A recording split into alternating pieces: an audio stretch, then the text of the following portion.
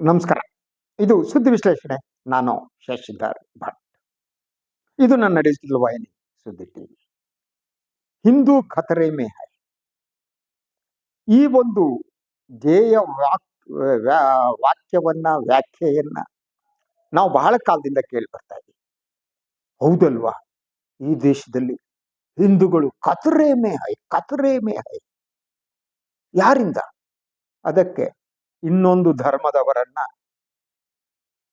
ಒಂದು ಬೆಟ್ ಮಾಡ್ತಾ ಅವರೇ ಕಾರಣ ಅಂತ ಹೇಳುವಂತ ಸ್ಥಿತಿ ಈ ದೇಶದಲ್ಲಿ ನಿರ್ಮಿಸಲಾಯಿತು. ಒಂದು ರೀತಿಯ ಭಯಗ್ರಸ್ತ ವಾತಾವರಣ ಈ ಬಗ್ಗೆ ನಾನು ಹಲವು ಸಂದರ್ಭಗಳಲ್ಲಿ ಹೇಳಿದ್ದೇನೆ. ಎಸ್, ಈಗ ಈ ಹಿಂದೂ ಖತರೆ ಮೇ ಹೈ ಅನ್ನೋದೇನಿದೆ, ಯಾರಿಂದ, ಅದನ್ನ ಇವತ್ತು ನಾನು ನಿಮ್ಮ ಮುಂದೆ ಹೇಳೋದಕ್ಕೆ ಇಷ್ಟಪಡ್ತಾ ಇದ್ದೀನಿ. ಗೊತ್ತಿದೆ, ಈ ಭಾರತದಲ್ಲಿ ಶಂಕರಾಚಾರ್ಯರ 5 ಪೀಠಗಳಿವೆ.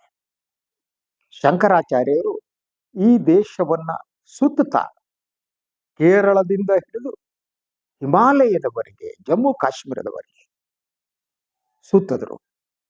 ಹಿಂದೂ ಧರ್ಮದ ಏನು ಪುನರ್ಸ್ಥಾಪನೆಯನ್ನ ಅವರು ಮಾಡಿದ್ರು ಅಂತ ಹೇಳಲಾಗ್ತಾ ಇದೆ. ಅದನ್ನು ನಾನು ಇನ್ನೊಂದು ರೀತಿ ಶಂಕರಾಚಾರ್ಯ ಈ ಪರ್ಯಟನವನ್ನ ವಿಶ್ಲೇಷಣೆ ಮಾಡ್ತೀನಿ, ಈಗಲ್ಲ.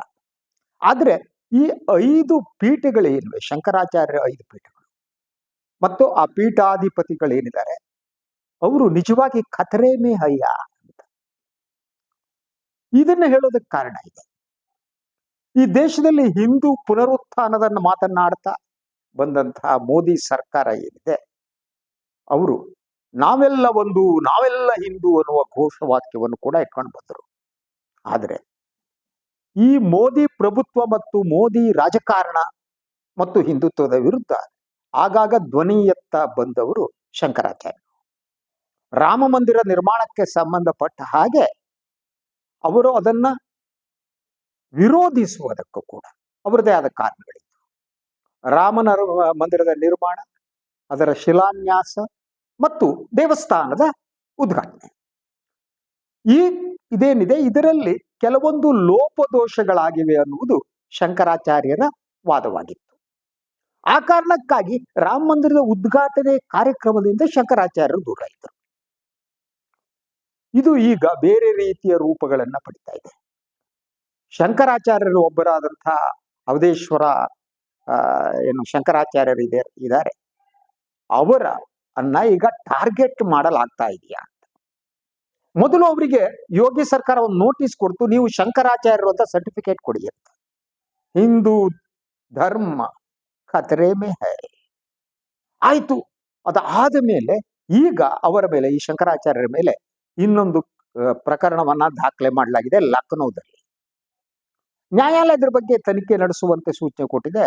ಅದು ಈ ಒಂದು ಸ್ವಾಮೀಜಿಯವರ ಮೇಲೆ ಫೋಕ್ಸೋ ಕಾನೂನಿನಂತೆ ಅವರಿಗೆ ತನಿಖೆ ನಡೆಸಬೇಕು ಅನ್ನೋದು. ಇದರ ಹಿಂದಿರುವವರು ಯಾರು ಇದನ್ನು ನಡೆಸ್ತಾ ಇದ್ದಾರೆ? ಸೊ ಇವರು ರಾಜಕಾರಣಿಗಳನ್ನ, ಧರ್ಮ ಮತ್ತು ರಾಜಕಾರಣವನ್ನ ಸೇರಿಸಿದ ಯೋಗಿ ಆದಿತ್ಯನಾಥ್ ಅವರನ್ನ ವಿರೋಧಿಸ್ತಾ ಇರುವುದು ಅವರ ಮೇಲೆ ಈ ಪ್ರಕರಣ ದಾಖಲಾಗುವುದಕ್ಕೆ ಕಾರಣವೇ ಪ್ರಶ್ನೆ ಇದೆ. ಎಸ್, ಹಿಂದೂ ಧರ್ಮ ಖತರೆ ಮೇ ಹೈ. ಸೊ ಒಂದು ಗೊತ್ತಿದೆ ನಿಮ್ಗೆ, ಅವರು ಪ್ರಯಾಗ್ರಾಜ್ಗೆ ಹೋಗ್ತಾರೆ ಶಂಕರಾಚಾರ್ಯರು, ಅಲ್ಲಿ ಸ್ನಾನ ಮಾಡಕ್ ಹೋಗ್ತಾರೆ, ಗಲಾಟೆಗಳಾಗುತ್ತೆ, ಕೇಸ್ ಆಗುತ್ತೆ, ಇದೆಲ್ಲ ಆಗ್ತಾ ಬರುತ್ತೆ. ದಿನದಿಂದ ದಿನಕ್ಕೆ ಟಾರ್ಗೆಟ್ ಆಗ್ತಾ ಹೋಗ್ತಾರೆ. ಯಾಕೆಂದ್ರೆ ಅವರು ಮೋದಿಯನ್ನ, ಯೋಗಿಯನ್ನ ಕ್ರಿಟಿಸೈಸ್ ಮಾಡ್ತಾರೆ. ಉತ್ತರ ಪ್ರದೇಶದ ರಾಜಕಾರಣದಲ್ಲಿ ಠಾಕೂರ್ ವರ್ಸಸ್ ಬ್ರಾಹ್ಮಿನ್ಸ್ ಪ್ರಾರಂಭ ಆಗುತ್ತೆ. ಈ ಠಾಕೂರ್ ವರ್ಸಸ್ ಬ್ರಾಹ್ಮಿನ್ಸ್ ಪ್ರಾರಂಭ ಆಗಿ ಬ್ರಾಹ್ಮಣರನ್ನ ಟಾರ್ಗೆಟ್ ಮಾಡ್ತಾ ಇದ್ದಿದ್ದು ಯಾರು? ಯೋಗಿ ಆದಿತ್ಯನಾಥ್ ಅನ್ನುವ ಆರೋಪ ಇದೆ ಉತ್ತರ ಪ್ರದೇಶದ ರಾಜಕಾರಣದಲ್ಲಿ. ಸೊ ಉತ್ತರ ಪ್ರದೇಶದಲ್ಲಿ ದೇಶದ ಉಳಿದೆಡೆ ಇದ್ದಂತೆ ಬ್ರಾಹ್ಮಣರ ಸಂಖ್ಯೆ 3% ಇಲ್ಲ. ಅಲ್ಲಿ ನಿಯರ್ಲಿ 12ರಿಂದ 13% ಬ್ರಾಹ್ಮಣರಿದ್ದಾರೆ. They are more powerful that. So Yogi ಏನಿದ್ದಾರೆ, ಅವರು ಠಾಕೂರ್ ರಾಜಕಾರಣವನ್ನ ಬಲಪಡಿಸ್ತಾ ಬ್ರಾಹ್ಮಣರನ್ನ ಟಾರ್ಗೆಟ್ ಮಾಡಿದ್ರು ಅನ್ನೋ ಆರೋಪ ಕೆಳಗೆ ಸ್ಟಾರ್ಟ್ ಆಯ್ತು. ಡಿವೈಡ್ ಆಗೋಯ್ತು. ಡಿವೈಡ್ ಆದ್ಮೇಲೆ ಯೋಗಿ ಆದಿತ್ಯನಾಥ್ ಅವರ ಸಚಿವ ಸಂಪುಟದಲ್ಲಿದ್ದಂತ 2 ಉಪಮುಖ್ಯಮಂತ್ರಿಗಳು ಸಪರೇಟ್ ಆದರು. ಒಬ್ಬರು ಮೌರ್ಯ ಅವರು, ಇನ್ನೊಬ್ಬರು ಬ್ರಾಹ್ಮಿನ್ ಅವರು. ಅವರು ಈಗ ಈ ಗಲಾಟೆಯಲ್ಲಿ ಅವರು ಶಂಕರಾಚಾರ್ಯ ಬೆಂಬಲಕ್ಕೆ ನಿಂತರು.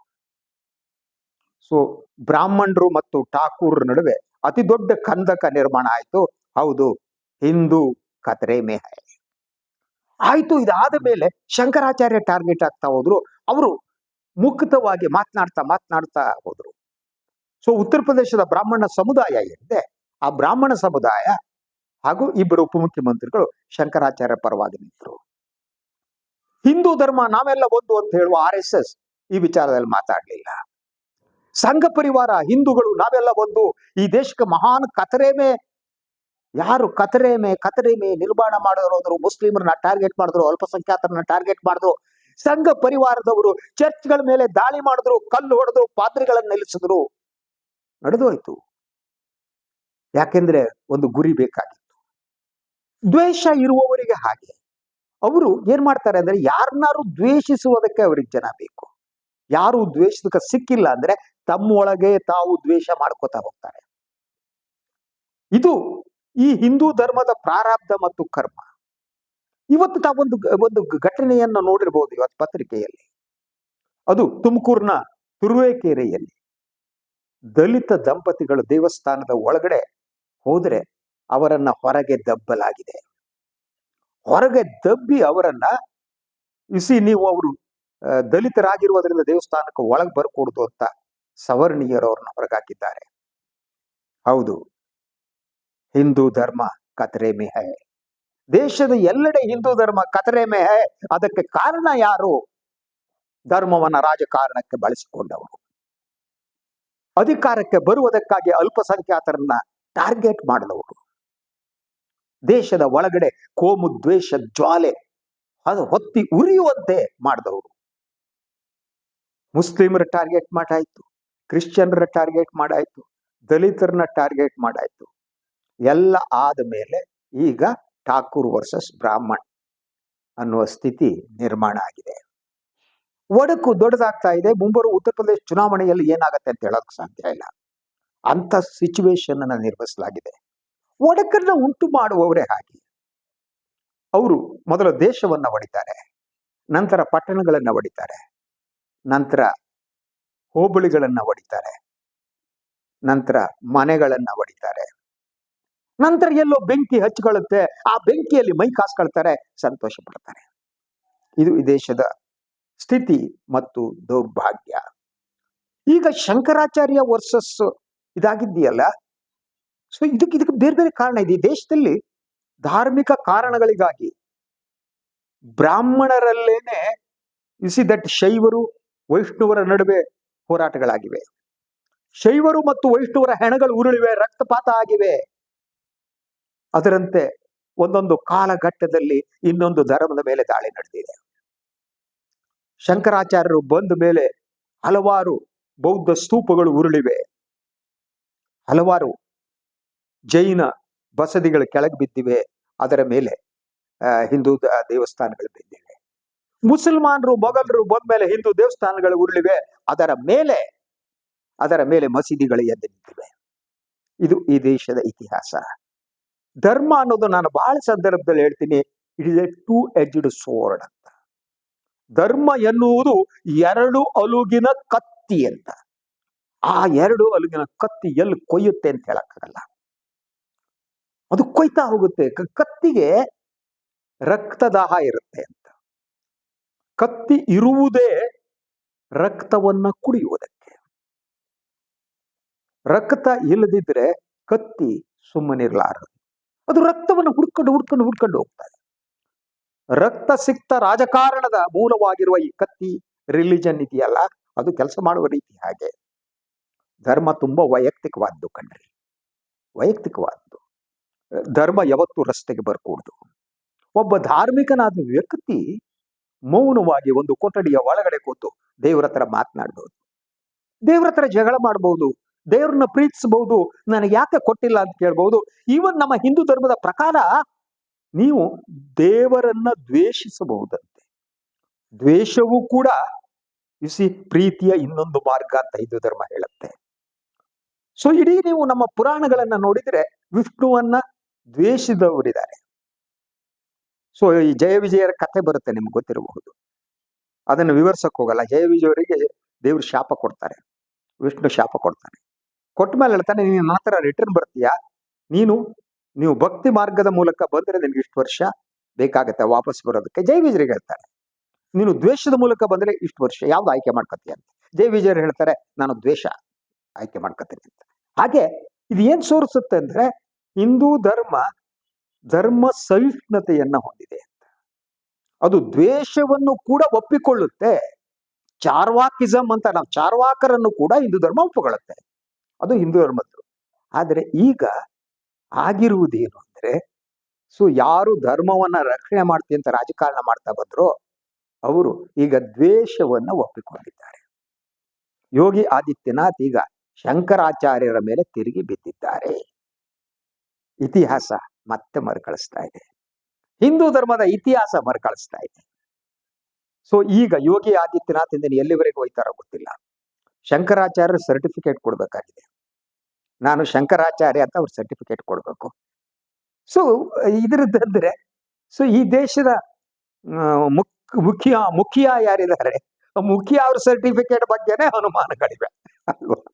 ಮುಖ್ಯ ಅವರ ಸರ್ಟಿಫಿಕೇಟ್ ಕೂಡ ಕೊಡ್ತಾ ಇಲ್ಲ. ಅವರು ಮಾಸ್ಟರ್ ಡಿಗ್ರಿ ಅಂತಾರೆ, ಇಂಟರ್ನ್ಯಾಷನಲ್ ಇದರಿಂದ ನಮ್ಮ ಮುಖ್ಯ ಅವರು ಡಿಗ್ರಿ ತಗೊಂಡಿದ್ದಾರೆ ಅಂತಾರೆ, ಮಾಸ್ಟರ್ ಡಿಗ್ರಿ ತಗೊಂಡಿದ್ದಾರೆ ಅಂತಾರೆ. ಅವ್ರು ಕೇಳಿದ್ರೆ ಮೊದಲು ನಾ ಸಣ್ಣ ಇರ್ಬೇಕಾರೆ ಮನೆ ಬಿಟ್ಟು ಹೊಂಟೋದೆ ಅಂತಾರೆ, ಹಿಮಾಲಯದಲ್ಲಿ ಇದ್ದೆ ಅಂತಾರೆ, ಇನ್ನೊಂದು ಸಂದರ್ಶದಲ್ಲಿ ನಾನು ಶಾಲೆಗೆ ಹೋಗಿಲ್ಲ ಅಂತಾರೆ. ಈ ಸರ್ಟಿಫಿಕೇಟ್ ಇದು ಯಾವ ರೀತಿ ಸರ್ಟಿಫಿಕೇಟ್ ವ್ಯವಹಾರನೂ ಗೊತ್ತಿಲ್ಲ. ಈ ಶಂಕರಾಚಾರ್ಯ ಸರ್ಟಿಫಿಕೇಟ್ ಕೊಡ್ಬೇಕಂತೆ. ಯಾರ ಹತ್ರ ಕೊಡ್ಬೇಕು ಅವರು? ಮೂಲಶಂಕರ ಆದಿಶಂಕರಂತೂ ಇಲ್ಲ. ಇವಾಗ ಆದಿಶಂಕರ್ ಹತ್ರ ಸರ್ಟಿಫಿಕೇಟ್ ತರಬೇಕಾಗಿದೆ ಈಗ ಈ ಶಂಕರಾಚಾರ್ಯರು. ಇನ್ನು ಯಾವ್ಯಾವ್ರ ಹತ್ರ ಇವ್ರು ಕೇಳ್ತಾರ ಗೊತ್ತಿಲ್ಲ. ಯಾಕೆ ಗೊತ್ತಾ? ಎಸ್, ನಿಜ,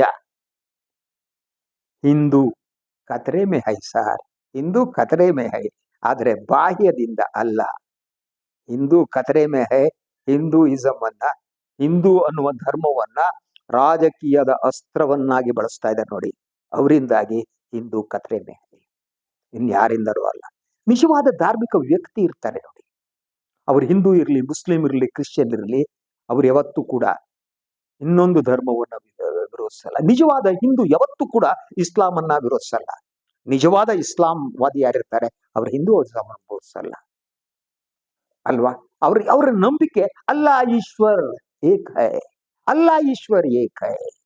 ಇದು ಈ ದೇಶದ ನಂಬಿಕೆ. ಕಬೀರ್ ಹೇಳಿದ್ದಿರಲಿ, ಎಲ್ಲ ಕೂಡ ನಮ್ಮ ಪರಂಪರೆಯಲ್ಲಿದೆ. ಆದ್ರೆ ಈ ಬುಲ್ಡೋಜರ್ ರಾಜಕಾರಣವನ್ನ ಪ್ರಾರಂಭ ಮಾಡಿದವರಿದಾರಲ್ಲ, ಅವರಿಗೆ ಅಲ್ಲಾ ಈಶ್ವರ್ ಏಕೈ ಆಗೋದ್ ಬೇಕಾಗಿಲ್ಲ. ಅವರಿಗೆ ಹಿಂದೂ ಖತರೆ ಮೇ ಹೈ ಅನ್ನೋದು ಬೇಕು, ಹಿಂದೂ ಖತರೆ ಮೇ ಇರಬೇಕು. ಎಲ್ಲವನ್ನ ಮುಗಿಸ್ಬಿಟ್ಟು ನೋಡಿ, ನೀವು ಈ ಮೊದಲು ಪಾಕಿಸ್ತಾನವನ್ನ ಟಾರ್ಗೆಟ್ ಮಾಡ್ತಾ ಬಂದ್ರು, ಅದಾದ ಮೇಲೆ ಬಾಂಗ್ಲಾದೇಶವನ್ನು ಟಾರ್ಗೆಟ್ ಮಾಡ್ತಾ ಬಂದ್ರು. ಬೇರೆಯವ್ರನ್ನ ಪ್ರಶ್ನಿಸಿದ್ರು, ನೀವು ಅಲ್ಪಸಂಖ್ಯಾತ ಹಿಂದೂಗಳ ರಕ್ಷಣೆ ಮಾಡಿಸಿ ಅಂದ್ರು. ಆದ್ರೆ ನಾವು ಮಾಡಬೇಕಾದ ಕರ್ತವ್ಯ ಇಲ್ಲಿರುವ ಅಲ್ಪಸಂಖ್ಯಾತರನ್ನ ರಕ್ಷಿಸಬೇಕು ಅನ್ನುವ ಒಂದು ಕನಿಷ್ಠ ಕಳಕಳಿ ಕೂಡ ನಮ್ಗೆ ಇಲ್ಲದೆ ಹೋಯ್ತು. ಬಿಟ್ಬಿಟ್ವಿ ನಾವು. ನಾನು ಈ ಹಿಂದೆನೂ ಮಾತಾಡಿದೆ, ಅಲ್ಪಸಂಖ್ಯಾತರಿಗೆ ರಾಜಕೀಯ ಪ್ರಾತಿನಿಧ್ಯ ಕೊಡಬೇಕು, ಆದ್ರೆ ಇವತ್ತಿನ ಸರ್ಕಾರ ಕೊಡ್ತಾ ಇಲ್ಲ ಅಂತ ಹೇಳಿದೆ. ಕೊಡಬೇಕಾದ್ದು ಕರ್ತವ್ಯ, ಅದು ನೈತಿಕತೆ. ನಾವು ಅಲ್ಪಸಂಖ್ಯಾತರಿಗೆ ರಾಜಕೀಯ ಪ್ರಾತಿನಿಧ್ಯವನ್ನ ನೀಡಿ ಕೇಂದ್ರ ಸಂಪುಟದಲ್ಲಿ ನಾವು ಇನ್ನೊಂದು ದೇಶವನ್ನು ಪ್ರಶ್ನಿಸಬಹುದು. ನೀವು ಯಾಕೆ ನಿಮ್ಮಲ್ಲಿ ಅಲ್ಪಸಂಖ್ಯಾತರಿಗೆ ಪಾಕಿಸ್ತಾನ ಇರಲಿ, ಬಾಂಗ್ಲಾದೇಶ ಇರಲಿ, ಯಾಕೆ ರಕ್ಷಣೆ ಕೊಡ್ತಿಲ್ಲ ಅಂತ ನಾವಿಲ್ಲಿ ಕೊಡದೆ ಅಲ್ಲಿ ಮಾತನಾಡಕ್ಕೆ ರಾಜಕೀಯ ಮಾಡ್ತೀವಿ. ಹೌದು ಸರ್, ಹಿಂದೂ ಖತರೆ ಮೇ ಹೈ. ಯೋಚನೆ ಮಾಡಿ, ಹಿಂದೂ ಯಾರಿಂದ ಈ ಖತರೆ ಮೇ ಇದ್ದಾರೆ ಅಂತ. ಈ ಕತರ್ನೆ ಮೇ ಹೈ ಹೈ ಅನ್ನುವ ಖತರ್ನಾಕ್ ಜನಗಳ ಬಗ್ಗೆ ಆಲೋಚನೆ ಮಾಡಿ. ನಿಜ ಸರ್, ಹಿಂದೂ ಖತರೆ ಮೇ ಹೈ. ಇದು ಇವತ್ತಿನ ಸುದ್ದಿ ವಿಶ್ಲೇಷಣೆ. ಇನ್ನೊಂದು ವಿಚಾರದಾಗ ಮತ್ತೆ ಬರ್ತೀನಿ. ನಾನು ವಾಯಿನ್ ಲೈಕ್ ಮಾಡಿ, ಸಬ್ಸ್ಕ್ರೈಬ್ ಮಾಡಿ, ಬೆಲ್ ಐಕಾನ್ ಪ್ರೆಸ್ ಮಾಡೋದಕ್ಕೆ ಮರಿಬೇಡಿ.